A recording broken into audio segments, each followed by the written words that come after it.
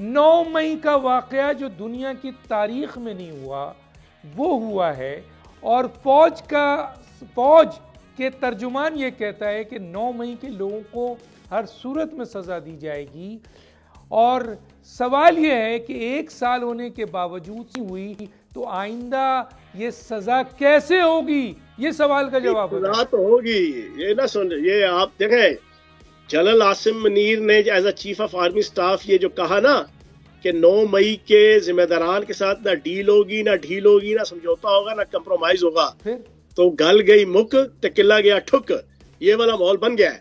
یہ جو 8 فروری کے بعد باہر بیٹھے جبران الیاس اور عمران غزالی جو امریکن خفیہ ایجنسی کے ڈائریکٹر ہیں، انہوں نے 4 مہینے سے ایک طوفان بدتمیزی اٹھایا تھا کہ 8 فروری کے نتائج میں 9 مئی گم ہو گیا ہے۔ اب جناب چیف آف آرمی سٹاف منتیں کر رہے ہیں، اب چیف آف جنرل سٹاف جی میں جا کے پاؤں پکڑ رہے ہیں، اب 3 جنرلوں کا جناب ایک ڈیلیگیشن ہر چوتھے دن جا کے منتیں کر رہا ہے۔ اب جنرل خالد نعیم لودھی کو جناب آرمی نے لانچ کیا ہے، اب عمران خان نہیں مان رہا، اب عمران خان کہتا ہے کہ نہیں، اب میں تمہاری ایسی کی تیسی پھیروں گا، اب یہ کروں گا وہ کروں گا، سب ٹوپی ڈرامہ، سب جھوٹ، سب فراڈ، سب فریب۔ وہ اب آپ کے چیف آف آرمی سٹاف نے پرسوں بالکل تشت ازبام کر دیا کہ ناٹ ایٹ آل۔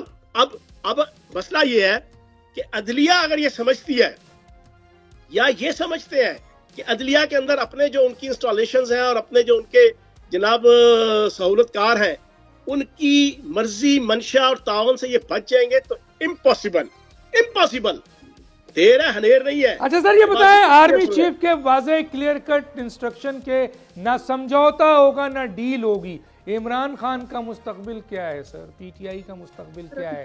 9 مئی کے ملزمان کا، جس کا آپ نے ذکر کیا کہ کوئی گورنر بن کے بیٹھا ہوا ہے، کوئی ایم این اے بن کے بیٹھا ہوا ہے، کوئی لیڈر آف اپوزیشن بن کے بیٹھا ہوا ہے، پھر ان کا مستقبل کیا ہے؟ پاکستان کی عوام جی میں 22 مئی کو پہلی پریس کانفرنس کی تھی پچھلے سال، اس وقت سے لے کے اب تک کہہ رہا ہوں کہ 100 میں سے 85% جو قصوروار بھی ہیں آپ ان کو معافی دے دیں، اور اب تو 1 سال بھگت معافی۔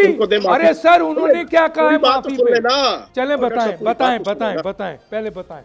85% کے جو ورکر تھا جو بہکاوے میں آیا، جس کو جناب انسٹیگیٹ کیا گیا، جس کو جناب گھیر گھاڑ کے لایا گیا، اس نے جو سزا بھگتنی تھی بھگتی۔ جو باقی 15% ہے جو لیڈرز تھے انکلوڈڈ بانی تحریک انصاف، جن کے متعلق ایک چیز ایجنسیوں سے لے کے پروسیکیوشن سے لے کے ہر ادارے کے پاس موجود ہے، آپ ان کو نشان عبرت بنائیں۔